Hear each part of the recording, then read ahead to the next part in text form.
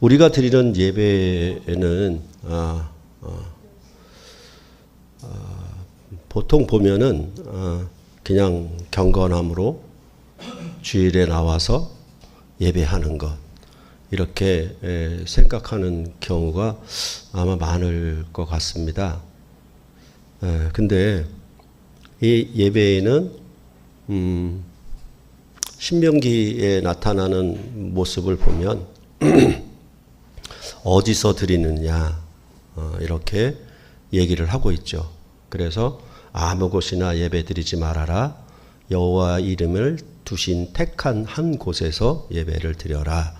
이렇게 장소를 지정해 주고 있고요.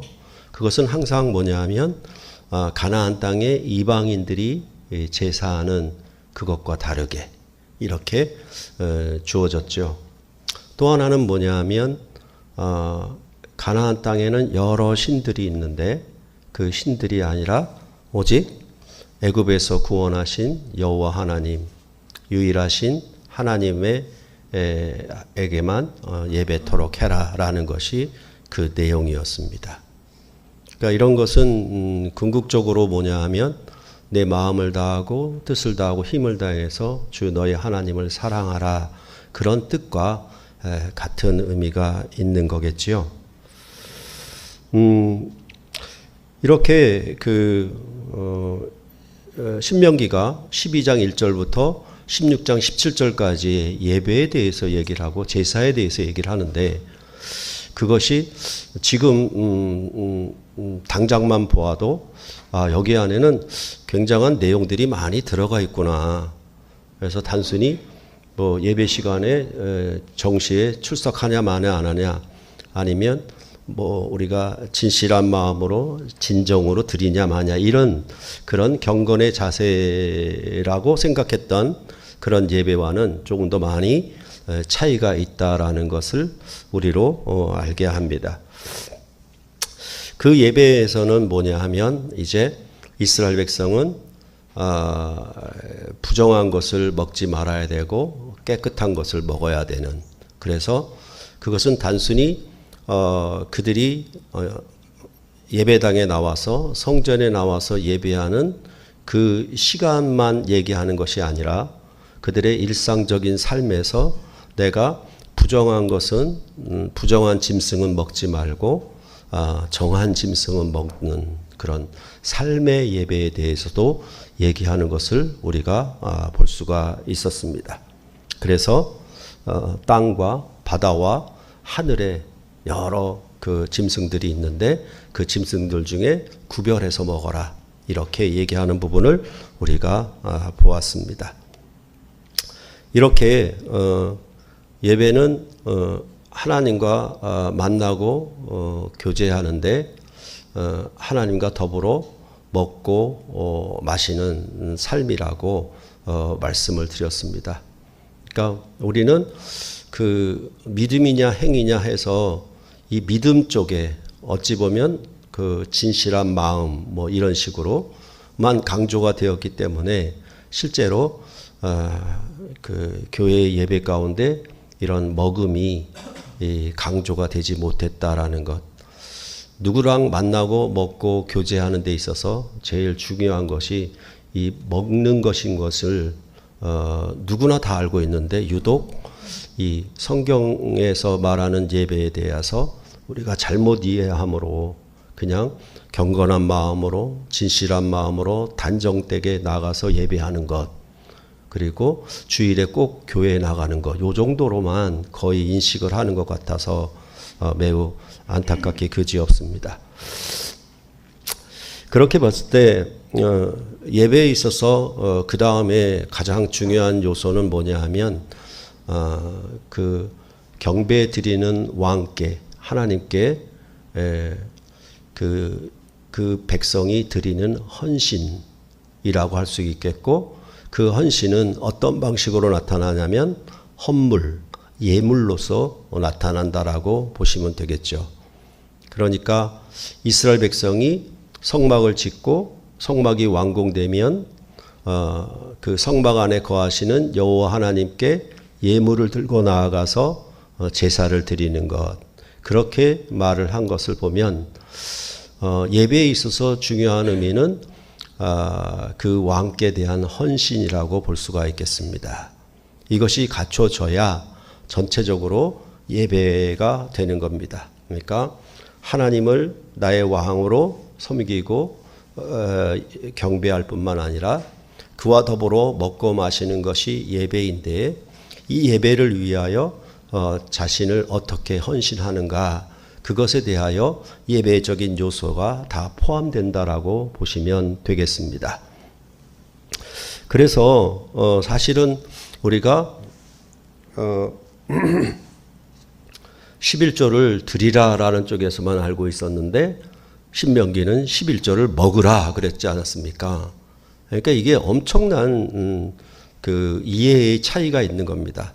우리가 일방적으로 알고 있었던 것과 성경이 말하는 11조의 개념을 완전히 뒤바꾸게 하는, 그렇게 해서 11조를 드림으로 드린 자와 함께 내 가족, 그 다음에 객과 고아와 가부와 함께 먹고 마셔라, 이렇게 얘기하는 방식으로 11조를 얘기했을 때 그것은 무엇이냐면 헌신에 관한 부분입니다. 다시 말해서 14장 22절부터 이제 16장 17절까지가 전체적으로 그 예배하는 백성으로서의 자기를 구원하신 왕께 헌신을 나타내는 겁니다. 그것이 바로 전체적인 내용이고 그 안에 오늘 본문이 15장 오늘 본문이 속해 있다라고 보시면 되겠습니다. 그랬을 때 토지 소산의 10의 1을 드린다는 것은 첫 것을 드리는 것입니다. 그렇죠? 그러니까 오늘 본문에 처음 난 것을 모두 하나님께 드린다라는 의미와 11조를 드린다는 의미는 서로 같습니다. 그렇기 때문에 우리가 이제까지 보았던 것, 그다음에서 매 7년 끝에 면제를 해서 가난한 자를 어떻게 구제하는가, 돌아보는가, 그런 얘기를 했었고, 그 다음에 그 7년째에는 종으로 삼았다가 자유롭게 하는 그런 얘기들은 전부 뭐냐 하면 이것이 여호와께 헌신하는, 하나님께 헌신하는 이스라엘 백성의 자세인 것입니다. 그래서 지난 시간에 보았던 것처럼 6년 동안은 자기 종을 삼고 노비로 삼았지만은 7년째에 풀어놓는 것은 뭐냐 하면 이것이 내 것이 아니라 여호와의 것입니다 라고 고백하는 방식으로 그렇게 이스라엘의 자기 동포를 종으로 삼았다가 놓아주는 것입니다. 그렇게 해서 여호와 하나님이 애굽에서 노예였을 때 이스라엘을 구원하신 그 왕께 헌신하는 모습이 바로 종으로 삼았다가 7년대에 자유케 함으로 그렇게 드리는 것이죠. 내 것이었는데 6년은 7년째에는 여호와의 것으로 드리는 것이죠. 그것이 바로 헌신의 모습이라고 할 수가 있는 것입니다. 그렇게 보면은 오늘은 이제 처음 난 것을 여호와께 드리고 여호와 앞에서 먹는 것에 대해서 말씀을 하고 있는데, 이런 것은 이제 처음 난 것, 처음 것, 만물을 마치 장자를 하나님께 속한 것으로 드리는 것처럼 처음 난 것을 하나님 앞에 드린다라는 의미가 11조를 드리는 것, 그 다음에 처음 난 것을 드리는 것이 서로 되어 있는 것입니다. 그게 바로 뭐냐 하면 이스라엘 백성이 여호와 하나님을 향한 헌신이에요. 그런 다음에 이제 16장 1절부터 17절까지는 뭐가 나오냐면 유월절, 칠칠절, 초막절, 이스라엘의 3대 절기가 나옵니다. 그렇게 함으로 이스라엘 백성은 유월절부터 초막절까지, 다시 말해서 애굽에서 나온 날부터 가나안 땅에 정착하여 곡식을 저장하는 그 구원의 기간, 구원의 시작과 구원의 끝, 그 모든 것을 해마다 반복하는 겁니다. 그래서 3대 절기에 이스라엘의 남자들은 반드시 예루살렘 성전에 나와서 하나님 앞에 보여야 하는 것입니다. 그것은 뭐냐 하면 이제 어떻게 처음 난 것을 하나님 앞에 드림으로 헌신하는가, 그렇게 얘기를 했고, 그 다음에는 뭐냐 하면 이스라엘 백성이 여호와께 헌신하는 것은 자신의 한 해 한 해의 삶들을, 시간적인 모든 삶들을 하나님 앞에 헌신하는 것입니다. 그것은 이스라엘 백성을 애굽에서 구원을 시작하셔서 그 구원을 가나안 땅에서 완성한 그런 구원의 패턴, 구원의 시작과 끝을 그들의 삶에서 해마다 반복하는 겁니다.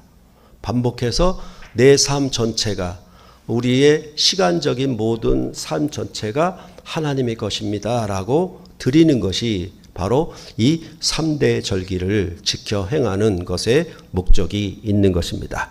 그렇다라고 하면 이제 11조부터 시작해서 3대 절기까지가 전체적으로 헌신에 관한 문제이다 라는 것을 여러분들이 기억하시면 좋겠습니다. 그렇게 본다라고 하면 우리가 이렇게 생각을 해볼 수가 있어요. 뭐냐 하면 자꾸 우리의 구원을 믿음이냐 행위냐 이런 쪽으로 나누어 왔기 때문에 성경이 말하는 이런 헌신에 대하여서도 바르게 알지를 못합니다. 이렇게 얘기할 수 있죠. 이게 얘기할 수 있으면 만약에 어떤 직원 하나를 회사의 사장이 채용했다는 얘기는 그 직원 하나의 생명을 구원한다는 얘기입니다. 그렇죠? 그렇지 않습니까? 그러니까 그에게 직업을 주고 월급을 줌으로 그 생명을 구원하는 것이죠. 근데 그렇게 직원을 회사가 사장이 고용할 때에 딱 두 가지 방식이 있습니다. 하나는 뭐냐 하면 비정규직이고 하나는 정규직입니다.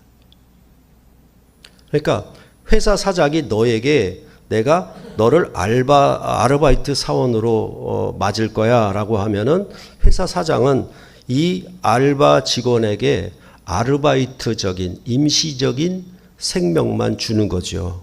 그 구원을 주는 것이죠. 그렇죠? 그러면 상대적으로 아르바이트 직원으로 들어온 사람은 그 임시직에 맞는 헌신을 그 사장과 회사에 바칠 겁니다. 그렇죠? 그런데 만약 이 사장이 그를 정규직으로 뽑았다. 그 말은 그 생명이 오래 가는 거니까 그 구원의 생명을 이 임시직보다는 더 많이 준 거 아닙니까? 그러면 정규직으로 회사에 들어간 사람은 스마트폰을 좀 놓으라고 얘기를 했는데 계속 보고 있네. 하나님을 대면하는 자리거든요. 제가 하나님이란 것이 아니라 말씀 안에서 하나님을 대면하는 거예요. 다른 교회들은 스마트폰을 아예 꺼놔요. 콘서트나 아주 중요한 행사에 모임에 가게 되면 전부 스마트폰을 꺼놓거든요. 더군다나 예배 중에 스마트폰 받으려고 밖으로 나가는 사람, 이거 안 되는 거예요. 그러시면 안 돼요. 오늘 예배에 있는 내용이 있거든요. 헌신에 관한 내용에 여러분들 잘 생각을 하셔야 돼요. 그죠? 그러니까 까먹었잖아.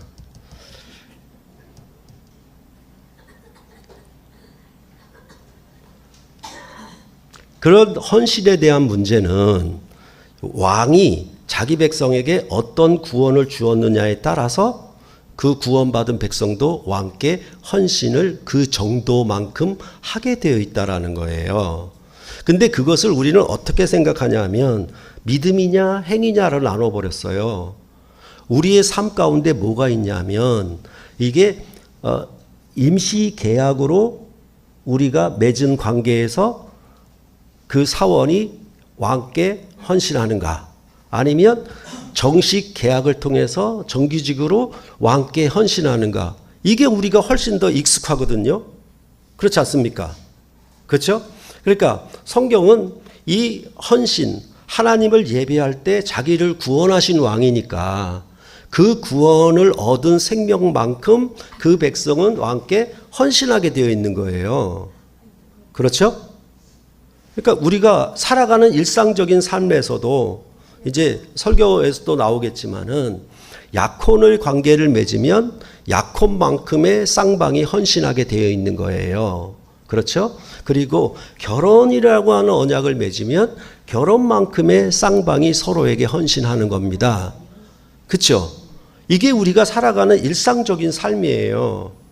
헌신에 대해서 얘기를 할 때.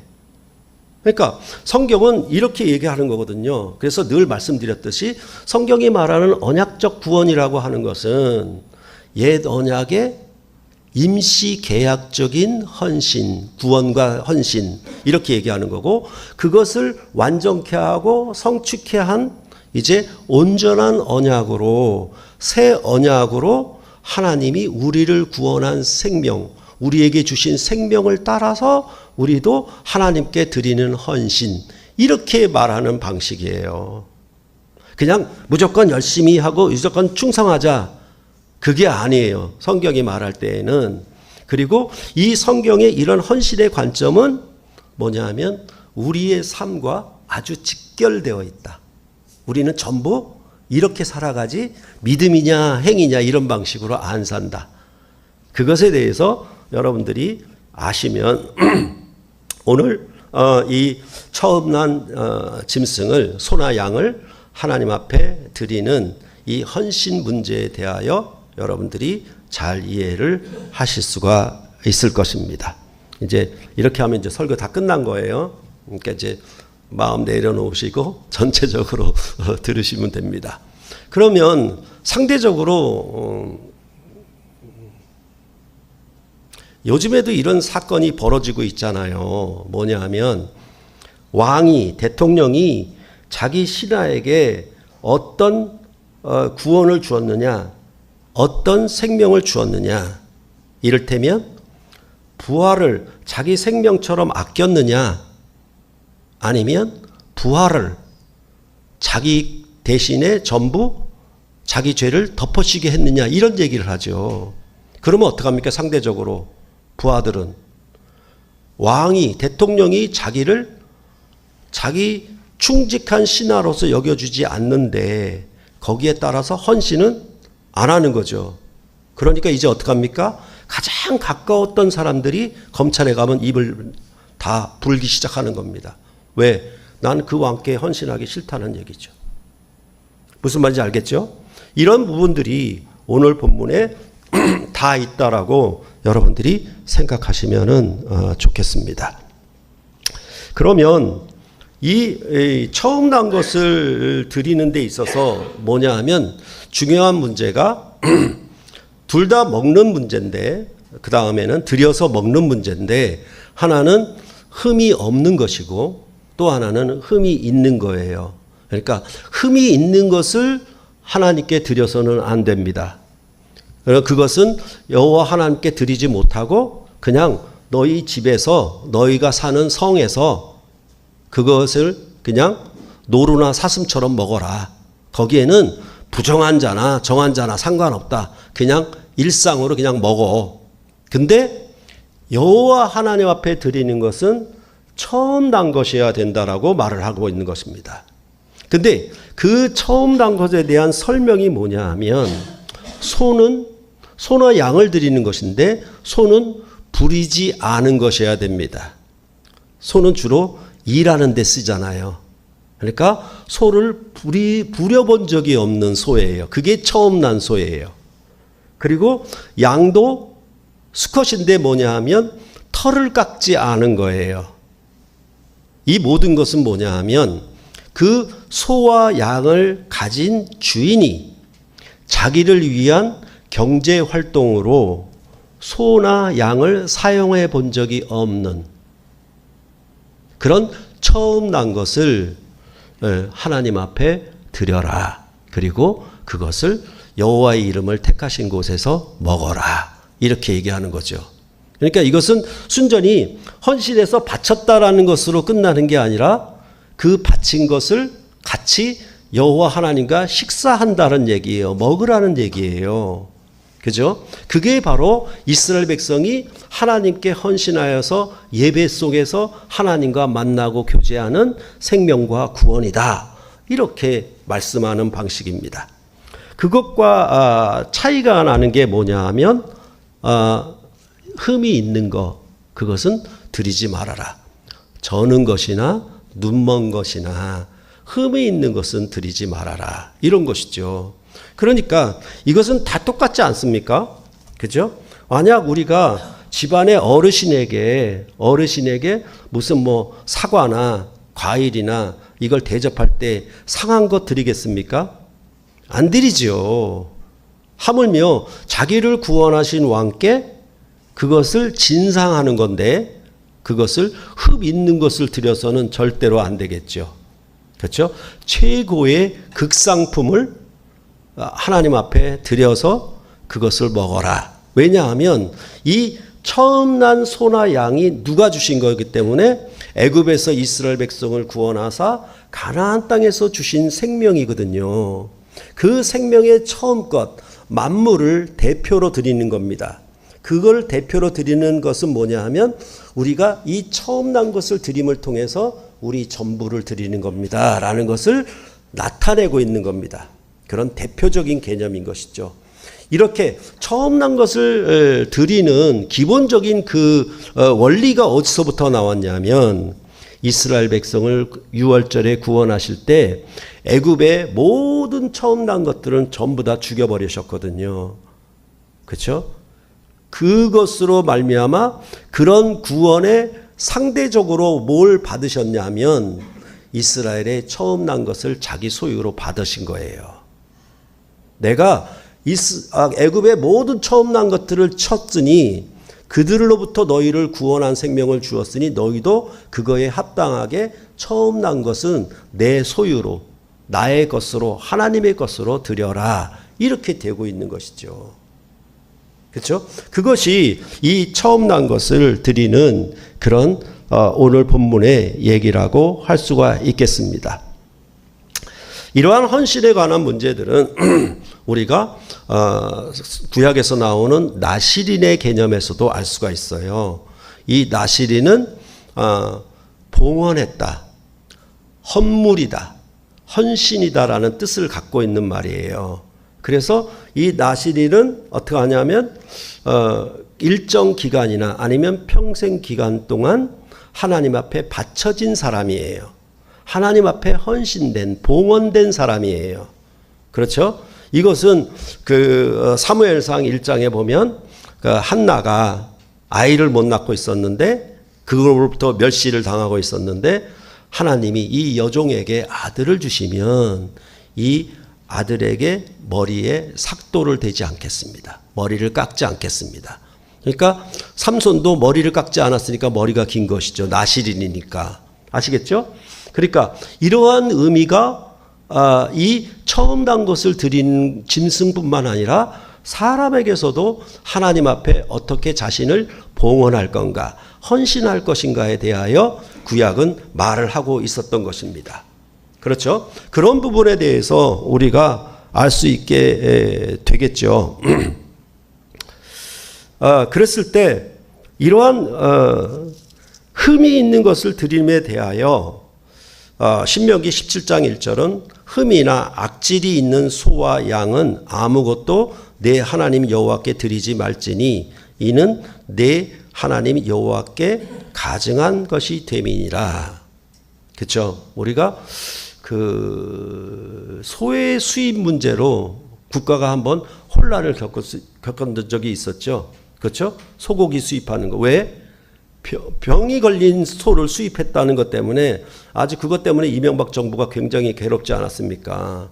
어떻게 백성에게 이런 걸 수입해다 먹일 수가 있어 있는 식으로 어마어마하게 데모가 일어났잖아요. 그런 것과 마찬가지로 이렇게 흠이 있거나 악질이 있는 것을 여호와께 드리는 것은 여호와 앞에 가증한 것이니라.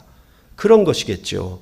그 말의 의미들은 전부 뭐냐 하면 실질적으로 여호와 하나님을 가볍게 여기거나 여호와 하나님의 구원을 멸시하기 때문에 이러한 드림이 헌신이 이 정도로 나타나는 것이라고 할 수가 있겠죠. 그것에 대해서 이스라엘 백성에게 말라기서 1장 6절로부터 8절을 보면 이렇게 말합니다. 말라기서를 한번 볼까요? 말라기서 1장 6절로부터 8절.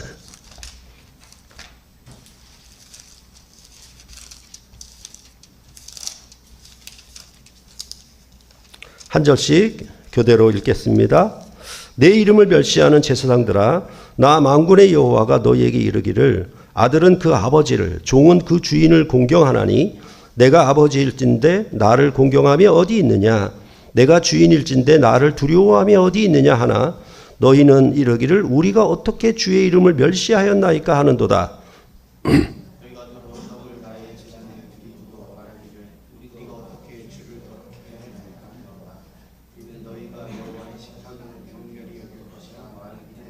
예, 같이 읽겠습니다.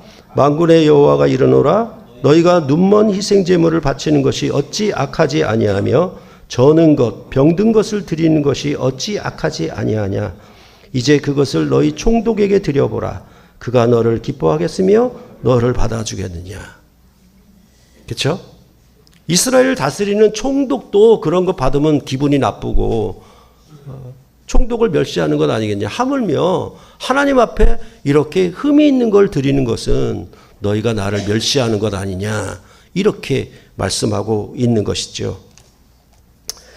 그런데 이런 흠이 있는 것에 드리는 것뿐만 아니라 오늘 본문에서는 뭐라고 얘기하냐 하면 먹을 수는 있는데, 그렇죠? 흠이 있거나 흠이 없거나 먹을 수는 있어요. 그런데 단 하나 먹지 말아야 될 것은 피는 먹지를 말아야 하는 것입니다. 그 피를 먹지 못하는 이유에 대해서는 우리가 12장 23절에서 이미 말씀했습니다.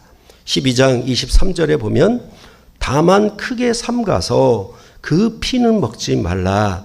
피는 그 생명인즉 내가 그 생명을 고기와 함께 먹지 못하리라. 이렇게 말씀했죠. 그러니까 여기도 뭐라고 얘기합니까? 다만 크게 삼가라. 크게 주의해라. 피는 먹지 마라. 왜? 피는 생명이다.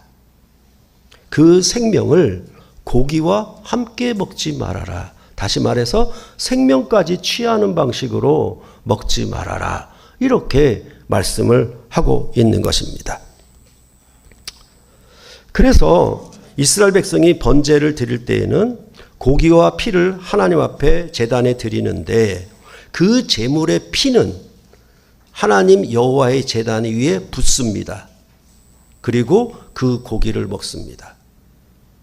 그 제물의 피를 여호와 하나님의 제단에 붓는 것은 그 생명이 바로 여호와의 소유이기 때문에 그렇게 붓는 것은 이 짐승의 피를 먹지 말라고 하는 그 짐승의 생명은 여호와의 것이다. 그건 건드리지 마, 터치하지 마라는 뜻이 거기에 담겨져 있고 그 피를 제단에 붓는다라고 그렇게 성경은 말씀하고 있는 것입니다.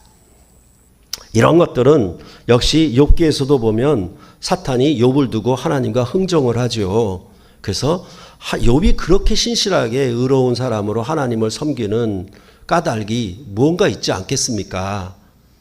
그것은 그가 재산이 많고 자녀가 많았기 때문에 그런 거 아닙니까? 그런 걸 다 빼앗으면 이 욥은 하나님을 욕할 겁니다. 그래서 이 하나님이 그러면 그 재산과 자녀들을 다 빼앗아 봐라. 거기까지 허락을 했어요. 그런데도 욥은 하나님을 욕하지 않아요. 그러니까 사탄이 다시 한번 흥정을 합니다. 그러면 이 욥의 몸에, 그 육체의 몸에 상해를 입히면 이 욥은 반드시 욕할 겁니다. 그럴 때 하나님이 딱 제한을 둔 게 있습니다. 욥을 그렇게 악질로 그렇게 몸을 힘들게 고통스럽게 할지언정 그 생명은 빼앗지 말아라. 이렇게 되는 것이죠.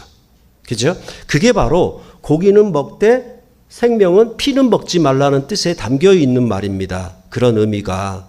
그러니까 이런 것들은 우리가 살아가는 삶에 있어서도 다 드러나고 있는 것이죠. 그러니까 우리가 부모를 공경하고 부모 앞에 효도하는 것, 즉 부모로부터 받은 은혜에 감사해서 부모가 자식에게 주신 구원에 기뻐하고 감사해서 그 자녀는 공경함으로 효도함으로 헌신하고 있는 것이죠. 그렇게 해서 부모와 자녀가 만나는 것 아니겠습니까?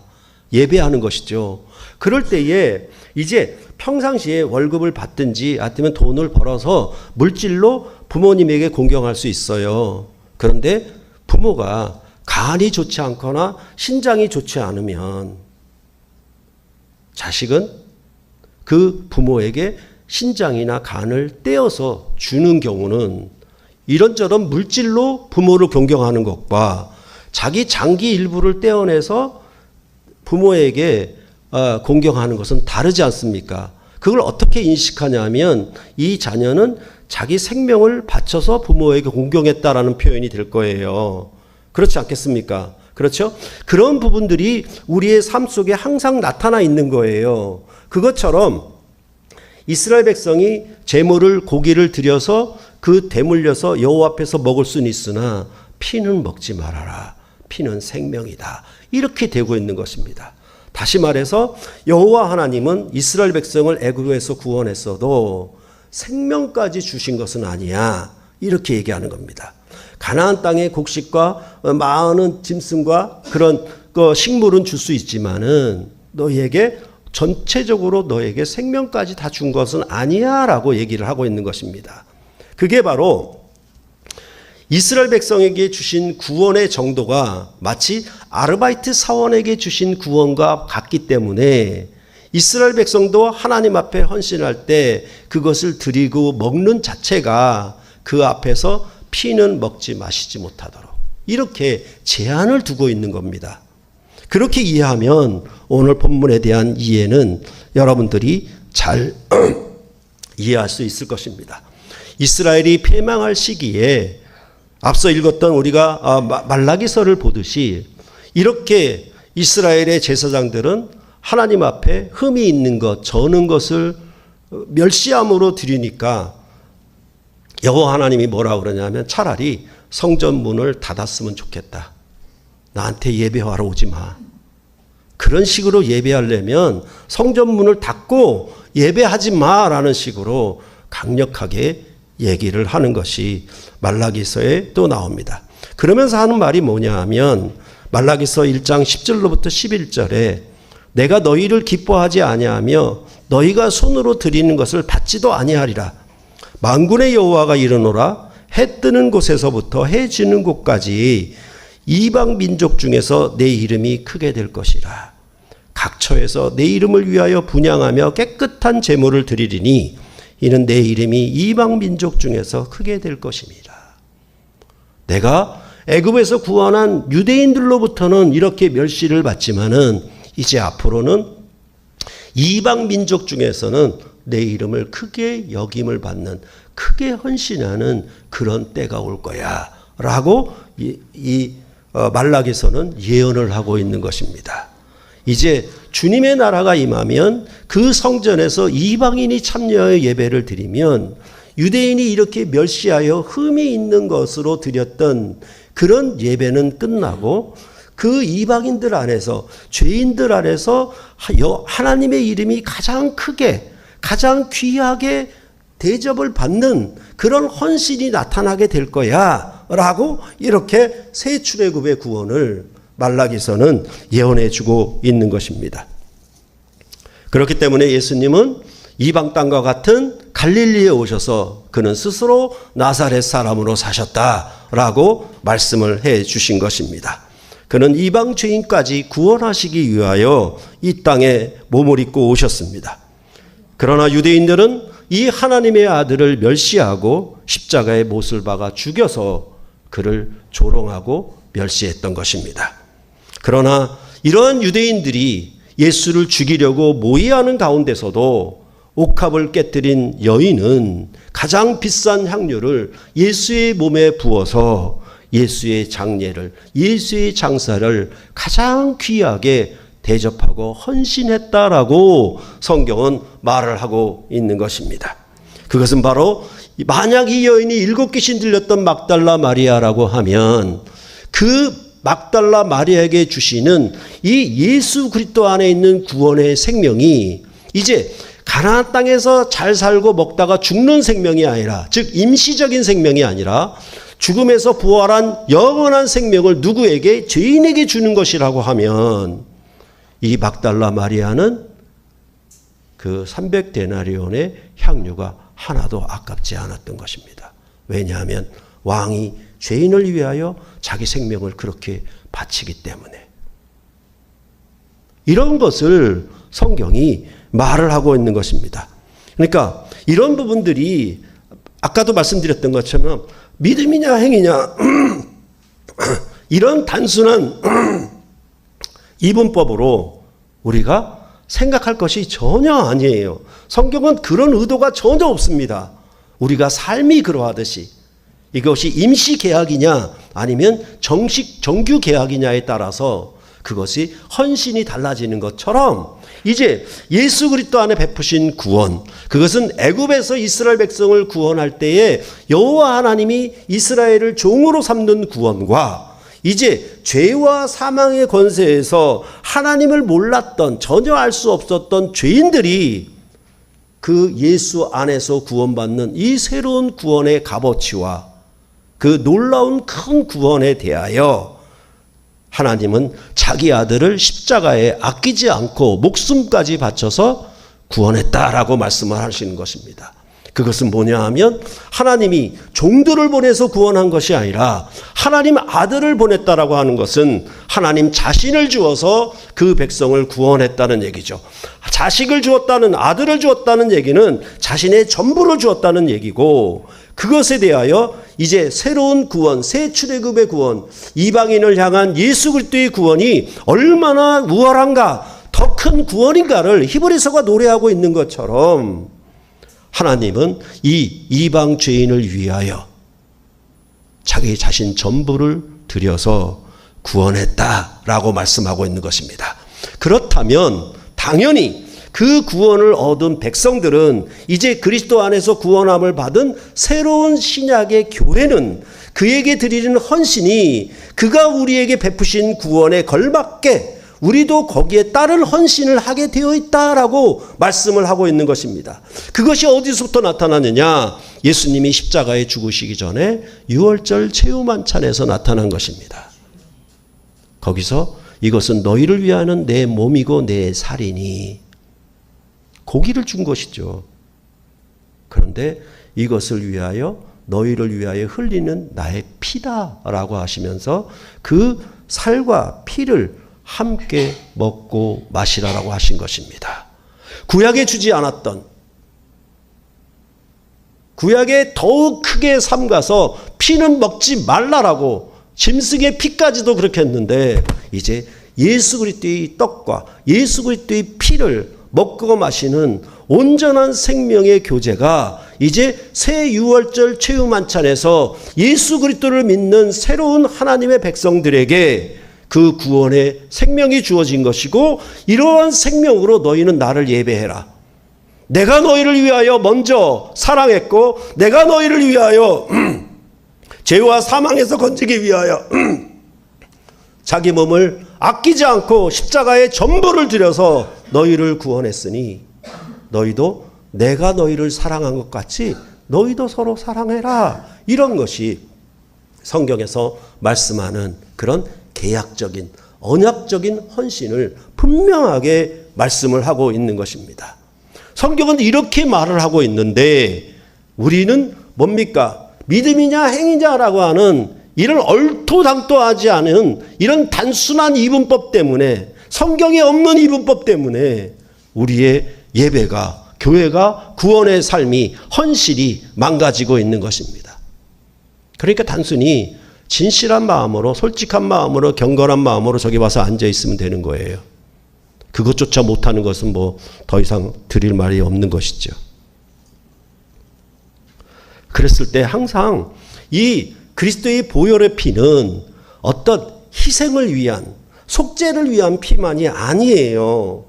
마시는 피거든요. 이것은 제단에 부었던 거예요. 하나님을 만나러 들어갈 때 피를 뿌린 곳까지만 나아갈 수 있어요. 제단에 뿌려지면 제단까지만 나아가고, 성소에 뿌려지고 지성소 안에 언약궤 위에 뿌려지면 거기까지 나아갈 수 있는 거예요. 그 생명의 교제가 그렇게 깊고 은밀하고 완전하게 이루어지는 것이 피 뿌림의 장소까지 나아가는 겁니다. 예수 그리스도는 십자가의 피를 흘려서 어떻게 저 하늘 성소에다 피를 바른 셈이에요. 그래서 우리가 이 땅에 살아도 하늘 성소에서 교제하는, 하늘 성소에 나아가는 새로운 생명의 교제와 구원이 주어졌다라고 성경은 말씀을 하고 있는 것입니다.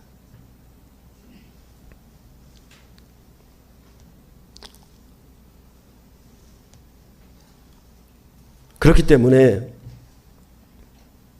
이스라엘 백성에게는 여호와 앞에서 먹어야 되는 그런 교제와 성중에서 먹어야 하는 교제가 달랐죠. 그렇죠? 흠이 있느냐 흠이 없느냐라는 것으로 달라졌죠. 그리고 피는 먹지 말아야 했습니다. 그런데 오순절 성령 강림 이후로 이제 집과 성전에서 떡을 떼고 함께 음식을 먹고 하나님을 찬미하고 또한 가난한 자를 위하여 자기 소유를 팔아 구제하는 그런 예배적 공동체의 모습이 이제 완전하게 나타난 거예요. 그건 구약의 예배를 성취한 모습입니다. 이것이 바로 죄와 사망을 이긴 생명의 교제다. 이렇게 말씀을 하고 있는 것입니다. 그랬을 때 참으로 이러한 생명의 교제는 어떻게 했는가? 사도 바울에게서도 나타납니다. 사도 바울은 빌립보 교회를 향하여 어떻게 얘기하냐 하면 너희의 믿음의 재물과 섬김 위에, 즉 너희의 헌신 위에 내 자신을 그 위에 전제로 드릴지라도 나는 아깝지 않다. 다시 말해서 너희의 섬김 위에 내 자신, 내 목숨을 아끼지 않고 드려도 아깝지 않다. 뭡니까? 예수 그리스도의 헌신에 걸맞는 헌신을 지금 바울은 얘기를 하고 있는 겁니다. 이에 대해서 에바브로디도에 대해서 뭐라고 얘기하냐면 그리스도의 일을 위하여 죽기에 이르러도 자기 목숨을 돌보지 아니한 것은 나를 섬기는 너희의 일에 부족함을 채우려 함이니라. 에바브로디도는 빌립보 교회의 감독으로서 교회가 후원하는 연보를 가지고 바울의 사역을 도왔고 그 현장에 도착했을 때 그 후원금으로만 도운 것이 아니라, 즉 고기만 먹은 것이 아니라 자기가 그 현장에 남아서 목숨을 아끼지 않고 바울의 사역을 위해서 헌신했다.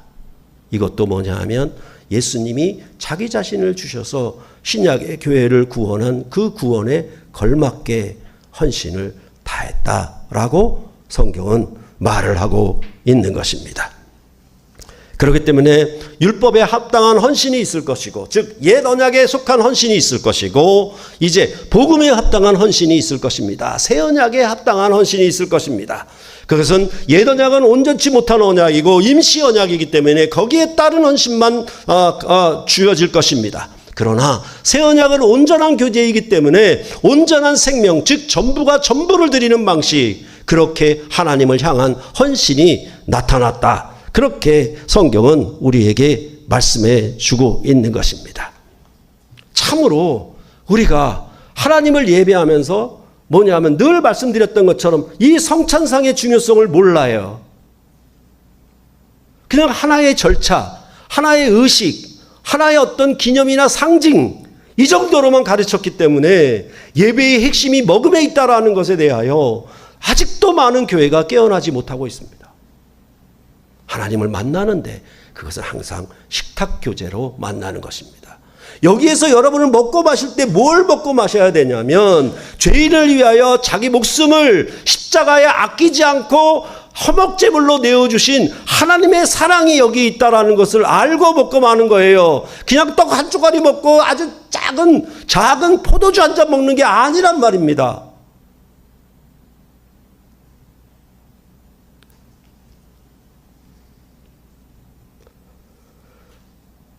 만약에 우리는 처음 난 짐승을 드리는 예배가자가 아니잖아요. 하지만 우리는 하나님을 경멸하여 드리는 예배가 있을 거란 말입니다. 그렇죠? 그러니까 성찬상을 준비하는 것, 그렇죠? 성도들을 향한 어떤 대접, 섬김, 이런 것이 그냥 어떤 의미로 가식적, 어떤 의미로 임시적 하는 것이냐, 아니면 온 마음을 다해서 하는 것이냐, 그것의 차이가 드러나게 되어 있는 것입니다. 그랬을 때 제가 여러 번 말씀을 드렸잖아요. 워렌 버핏이라고 하는 주식 투자의 귀재가 한 끼 식사를 위해서 경매를 걸어요. 20년도하고 21년도는 코로나 때문에 못했는데 22년도에 했답니다. 그 22년도에 이 워렌 버핏이라고 하는 세계적 갑부와 점심 식사 한 끼를 위해서 내어놓는 돈이 얼마였냐면 246억 500만 원에 낙찰이 되었답니다.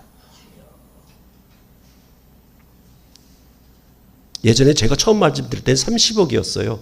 2019년인가. 무슨 말인지 알겠죠? 그러니까 워렌 버핏으로부터 받는 그 하나의 구원, 생명에 대해서 그만큼 헌신했다는 얘기예요. 세상의 부를 위하여, 하물며 하나님이 영원한 생명을 얻기 위하여, 주기 위하여 자기 아들을 아끼지 않고 자신 전부를 내어주신 이 놀라운 신약의 구원의 예배에 참여할 때 우리가 드리는 헌신, 그걸 단순히 믿음이냐 마음이냐 행위냐 아니냐 이런 식으로 나눌 수 있겠는가? 그건 아니라는 말입니다.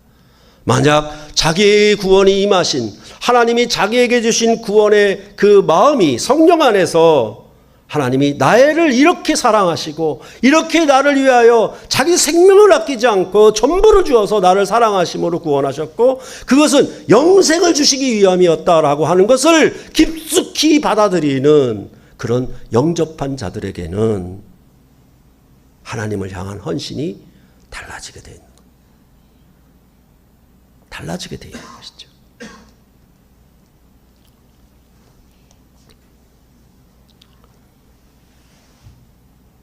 그러니까 우리는 절대로 이 주님의 상에 앉아 예배함에 대하여 헐값으로 멸시하는 방식으로 섬겨서는 헌신해서는 안 될 겁니다. 하나님이 우리에게 베푸신 구원이 어느 정도인가를 안다라고 하고 받아들였다라고 하면 우리가 하나님을 예배함에 있어서 그것은 단순히 돈이라고 하는 물질적인 양의 차이로 결정되는 건 아닙니다. 그것은 과부, 가난한 과부가 2렙돈을 헌금한, 연보한 사건에서 우리에게 가르쳐주고 있는 것입니다. 부유한 자들은, 부자들은 자기 소유에서 여유분을 드린 거예요. 그렇지만 가난한 과부는 2렙돈이 자기 생활비 전부예요. 그것을 연복에 넣었다라고 말하는 것입니다. 그것은 돈이 많으냐, 많이 드렸냐, 적게 드렸냐 그런 마음이 아니라 거기에 담긴 뜻은 뭐냐 하면 너의 생명 전부를 헌신했느냐. 이 얘기를 묻고 있는 겁니다. 그것이 바로 우리가 드리는 예배라고. 하나님이 자신을 주셔서 이 죄인을 사랑한 주님의 구원에 걸맞게 우리도 그를 사랑하고 그 앞에 헌신함이 그렇게 충성된 신실한 백성으로 하나님 앞에 몸과 마음을 산 제사로 드리는 영적 예배를 우리가 드린다라고 성경은 말씀하고 있는 것입니다. 이 부분에 대한 깨달은 분별력이 여러분과 저에게 있어야 될 것입니다. 믿음이냐 행위냐는 이 잣대 때문에 우리는 흐려졌고 어려워졌고 알지 못했으나 우리의 신령과 진리로 예배하는 참된 예배는 무엇으로 헌신, 어떻게 헌신해야 될 것인가에 대하여 여러분들이 더 많이 생각을 해 보셔야 할 것입니다. 예배 시간에 늦느냐 아니 늦느냐 이것까지 얘기하기 싫어요. 구차해집니다. 제발 그렇게 하지 마십시다. 그런 정도 그렇게 하지 마십시다.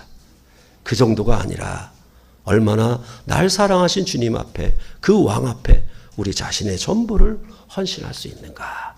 그것을 우리가 씨름하고 그것이 모자르면 기도하고 부족하면 하나님 앞에 간구해서 어떻든지 전 생명을 다해서 주님 앞에 헌신하는 예배를 드리기를 소원하고 바라는 것이고 그것은 예수님이 십자가에 자기 목숨을 주신 것처럼 베드로도 십자가에 자기 목숨을 거꾸로 죽는 데까지 바쳤다라고 성경은 말하고 있는 것입니다. 그게 바로 뭐냐 하면 누구든지 나를 따라오려거든 자기를 부인하고 자기 십자가를 지고 나를 따를 것이니라.